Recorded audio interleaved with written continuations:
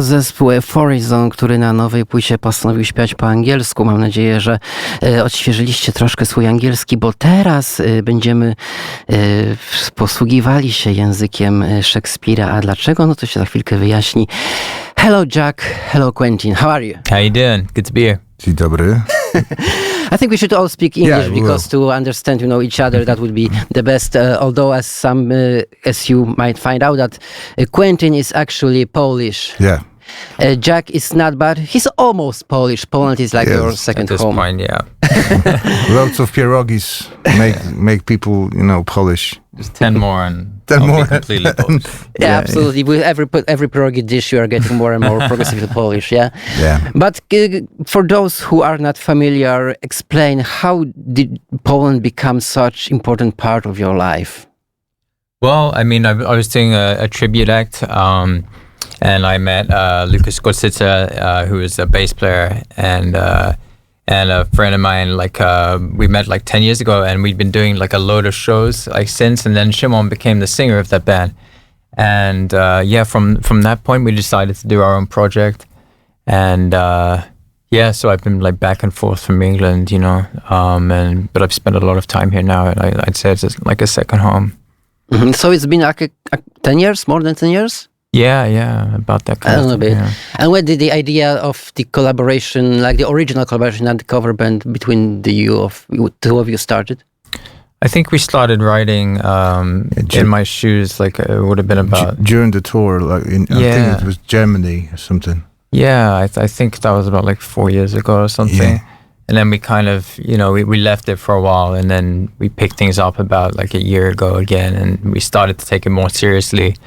And I'd say we carved together about 4 tracks in that kind of genre, and pressed ahead with that.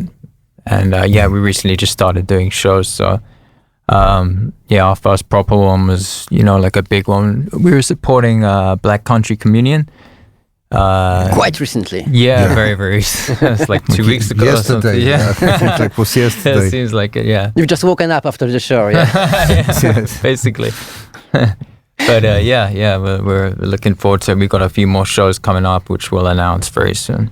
So this collaboration is pretty unique because if our listeners don't know, Jack Moore is the son of Gary Moore, a great blues guitar player, composer, legend of the rock music, and Quentin, whose real name is Szymon, is known from various Polish bands. Some people may not know that you played in a lot of Polish bands, right? Yeah. I was in Chłopcy. This band is becoming Polish more and more. Yeah. I played in Chłopcy z Placu Broni for 2 years. And I did some collaboration with Leroy. I did some stuff with my own project, which is called Team Love. Yeah, there's some sort of Poland Got Talent stuff I made, and I'm doing a lot. Recently with Krzysztof Skiba, also from Big we did Krzysztof Skiba tune, and I think we're gonna do some more of this collaboration, because Chris is really in love with me. We're thinking about this. So I guess that because you are from the various musical backgrounds, but I guess blues is what connected you. Although in your music you combine a lot of different styles, really. Yeah, I think it's a mixture of blues, rock, some heavy stuff sometimes. Yeah, today we were recording drums for one very rocky song now. And this is a mixture, actually, to be precise. And Jack, you, of course, being born in a very musical family, was blues from the beginning with you? I mean, as your love, let's say? I wouldn't say from the beginning. I think I started off in a more rocky kind of way. But stylistically in guitar, I think it was always present. But that wouldn't be my default, I suppose. When it comes to songwriting, I tend to craft a little bit more commercially, and I like to write catchy songs, and that doesn't always lend itself to blues necessarily, but I think it kind of it resonates in the background at all times with the guitar. So yeah. And you didn't pick a guitar right away. I mean, you were like 15 years old when you started playing guitar. Yeah, which is exactly. quite, I mean, because when you think of children of famous musicians, there are two ways. Either they play from the very young age and become musicians, or they kind of rebel and they do something different, right? So which was for you? For me, I suppose Mining, I think. yeah. Well, I actually wanted to be a footballer when I was a kid, so that would have been a pretty good way to rebel, but I think the clock kind of ran out on that one, much to my dad's delight. But yeah, when I started to pursue things musically, I found that to be a much more natural fit, strangely. But yeah, that's the way I went. Mm-hmm. And for you, Quentin, are you also from a musical family? Yeah. My dad is a piano player. Mm-hmm. And his brother is like a cellist. So I grew up in a musical house. Actually, my dad was like practicing sometimes 8 hours a day. So I was like growing up in that kind of environment. So it naturally came to like doing. I was starting to doing my own songs like when I was like 10 or 12, and I came a long way because it's you can't learn to write and produce music like you have to do it. You can't read the book about it. You have to just like experiment, and it's like, and now I'm like producing and actually mixing and mastering all the stuff we do. Mm-hmm. So, like playing on every instrument, apart of the guitar, of course, and tambourine.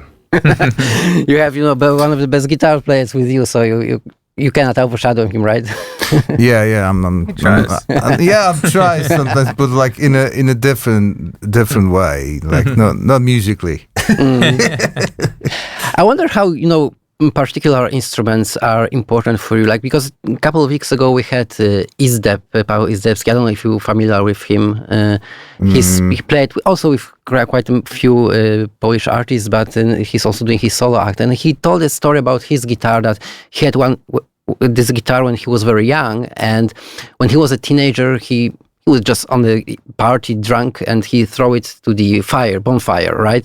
Yeah. So this guitar was like destroyed, but after like 20 years he decided to rebrush it, refurnish it. So he took it like to this specialist to recreate this guitar, and he says that this is now his favorite guitar. He's the best guitar. He's got this unique sound that no other instrument could match. So I wonder if each of you have like those kind of instruments that are very unique for you. I think I have a Les Paul that's a little bit like that for me. It's always just it's the ones that just play the best, because like they're the ones that actually inspire you to pick them up again and again, and have the most playability. I think it's not really. I don't have one like per se that's I would say that I stick to religiously. Like as a guitar, like I like to vary it up a little bit, but yeah, it's always the ones that like you feel most at home with. Did you go back and use again and again? Mm-hmm. Yeah, for me it's tambourine again, like a tambourine, and a cowbell is most important, like in the rock music, like cowbell. So Bob Dylan must be thinking about you when he was writing Mr. Tambourine Man. Yes, that's why it came from him actually. So it's so just a continuation of his fabulous work. Yeah. Absolutely. Jack Moore and Quentin Kovalsky. So far, you've recorded a couple of singles. The most recent one is called "Peace of Mind." So let's have a listen. Would you like to say something about this song before we listen to it? Jackie, please do me a favor. Yeah, I suppose like Shimon was driving me insane, so I was thinking like, how can I get some peace of mind? Yeah, and not kill him. This is another thing, a way that he inspires. Exactly, yeah. So he inspired the pacifist in me to compelled myself to restrict from murdering him. Yeah, and That's mainly what we're doing, like allowed him trying not to some kill kind of- ourselves. some kind of place on the track, and that's how we discovered it. We found our Yeah. differences. And the tambourine is still there, like, you know, Yeah, that's the... always. I've got very special, like, I didn't put it to the fire, but, Understood. you know... Maybe one day. Yeah, we're working on ways to, like, When improve the you instrument. make a video for the song, maybe that's the final little Yeah, shout yeah, for the... Yeah, light it up. We can light up a few more things, like, after we finish the song, the whole album, like, we will be able to burn the whole studio down, like, to... Up in smoke. Yeah, yeah. Absolutely. Okay, so let's have a listen. Jack Moore and Quentin Kovalsky, Peace of Mind. Peace of Mind, Jack Moore and Quentin Kovalsky. So we had like a little bit taste of this record. Actually, this song, it kind of reminds me a vibe of like Tom Petty, maybe. Yeah, I can see that. Yeah. He's definitely an influence of mine. In fact, he's kind of the earliest artist I kind of remember listening to, actually, from when I was about 5, because I lived out in America for a while in the States, and I kind of remember driving around the car just kind of air guitaring as like a 5-year-old to Tom Petty, so that resonates, yeah. Because you had a great chance to meet a great artist, like personally, because they visit your house. Did you meet Tom Petty too? I did meet Tom Petty, yeah. He gave me a piggyback around his ranch in Florida. That's one of my weird memories from childhood. That they just float around, but yeah, that was pretty cool. Like some of these things, I wish I was like a little bit more present and not a kid, you know, so I could kind of remember, or just know how cool that was in the moment to do. But I guess he wouldn't have given me a piggyback had I been like a fully grown adult, so it might not have happened. or you could be more starstruck and not really. We could have had a beer though, that would have been cool too. Yeah. Like you mentioned, you played with Black Country Communion quite recently, and this is of course a great band, great musicians, and again, some of them you know pretty good, like Joe Bonamassa, Glenn Hughes, right? You played with them. Yeah, I played with Joe in England. Like, oh god, it would have been like 10 years ago now, no, like 12 actually. And yeah, like he invited me on stage at this charity show called the Sunflower Jam at the Royal Albert Hall, and we did a few songs there, and I got to know Joe from there, and he's a really great dude. So yeah, it's always nice to reconnect when he's out and about in Europe. Glenn was he was in a band with my dad at one point, so he obviously knows my family pretty well, and he's been around from my childhood. But we only really reconnected in person at that show, so it was really great to see him again. And yeah, I think there's a chance we could be doing some shows at some point, so keep an eye out for that one. And when you work together, because you almost have a record done, right? Your debut record. So these all singles is like a taste of your first record together. And when you work together, because Jack Warsaw is your second home, but you live mostly in Barcelona, right? Now these days. So like, do you write mostly remotely, or do you meet either here or in Barcelona to work? It's a good mix. I would say, sometimes Shimon will have some ideas, and I'll come out and we'll go along with that and we'll process them. Or I might have written some stuff in Barcelona, and I'll bring it to him and we'll work on that.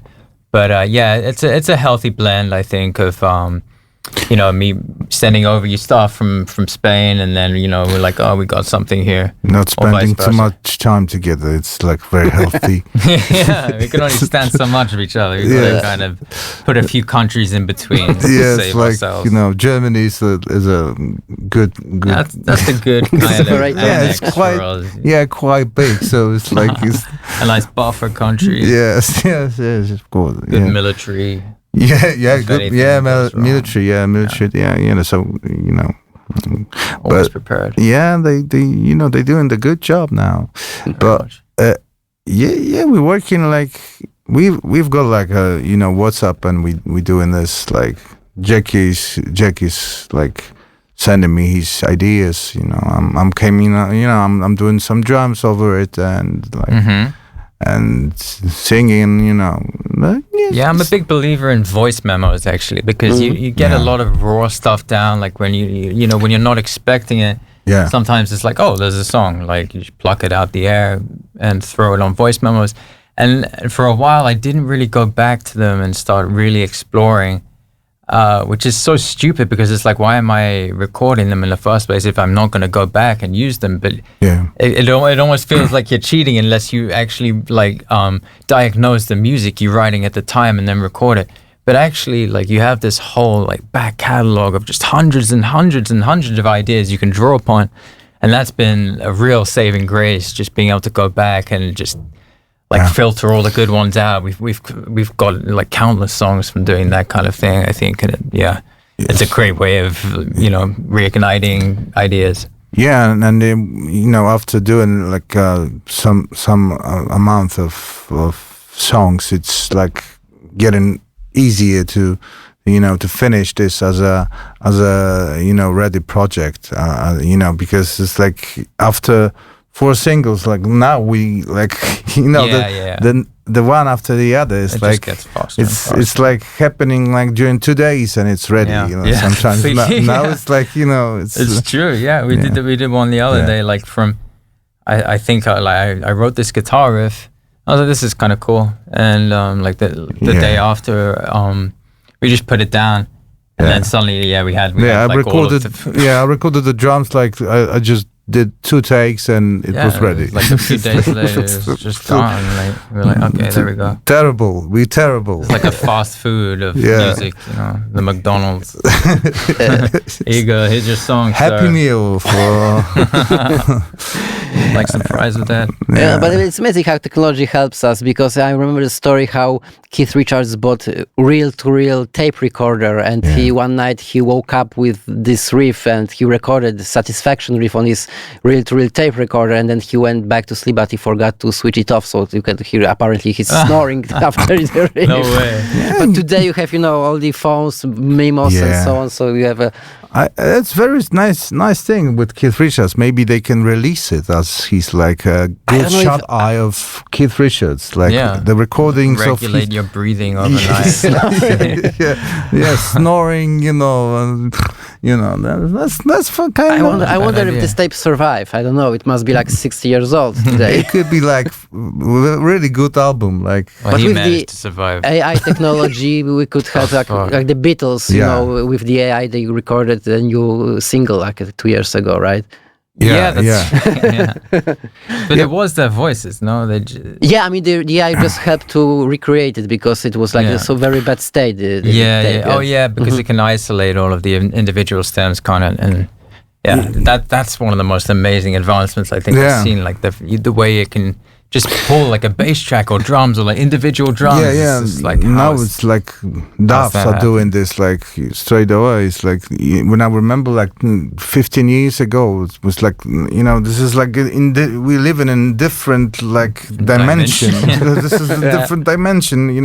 20 years ago, now I can have like gear in my studio, which is like ready. It's like. But it's in a way. It's getting smaller, isn't it? But you got a whole mixing desk in your pocket. But in a way, it's like, years ago, it was really hard to make it like not everybody was able to like record an album, to record a single, and it was like you really you really have to be hard, it's now it's like everybody can do the album in his house, but is this album better? It's not necessarily a good thing though, is it? But it's like it's not so unique now. I can see that because everybody can do it. Like and 40 years ago, not everybody could do it, so it was unique in a way. Sword.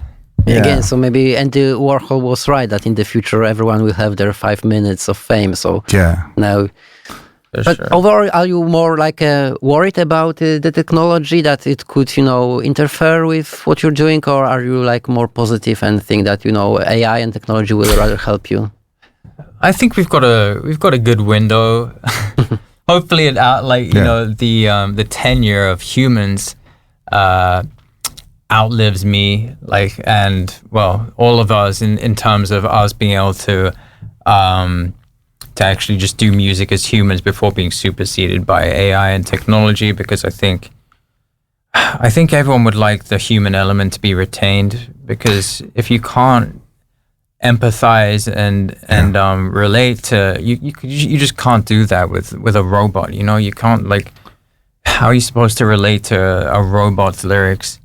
And obviously it's under a veil, because you don't really know who is writing the lyrics. You don't know if AI is writing lyrics. Sometimes it's kind of obvious because they just write generic things, but in terms of real human relation, I really hope that we have as long as possible before, and I think we do. I don't think you can really fake that kind of thing. I think we've got a while yet, but yeah. I'm just waiting for apocalypse, Revenge of the Machines. Terminator 3, right? Yeah, Terminator 3. There's fake people. It's we already have fake people on Instagram and TikTok. Yeah, but so I'm waiting for this time. You will walk on the street and see some machines, and we go back to zero, back to the okay. So your new. Is it too early to ask when the album is coming out? I mean, it's nearly done now, so it's 100% it will be this year. Yeah. But I would say just give us a few months and we'll churn it out, and then it'll be with you. Yeah, if we don't burn the studio, there's a good chance it's gonna happen shortly. So we keep our finger crossed. We are waiting for the album by Jack Moore and Quentin Kovalsky. Thank you very much, guys, for being here. So it's been a great pleasure to have you. Likewise. We're gonna listen to the song with the curious title "Autumn" because it's summer. It's supposed to be summer. It's just a little advanced play. But we will it's we're preparing for this season, for the album release, right? That's yeah, of course. Autumn. And we're waiting for the machines to finally rise. Waiting for the autumn. We are listening to the song "Autumn" We by. welcome our overlords, by the way. Yeah, they find this footage. Absolutely. Maybe we'll just escape to Mars or other planet with Elon Musk. Plenty of places we can go. Absolutely. Thank you very much, guys. It's been great talking to you, Jack. I'm not so sure about Elon Musk. I don't want to go with him. Maybe I can take a different ship. He's the only guy with the technology so far. So I don't know. Maybe that's the compromise we have to reach. I don't know. Of course. Anyway, thank you very much. Hey. Autumn.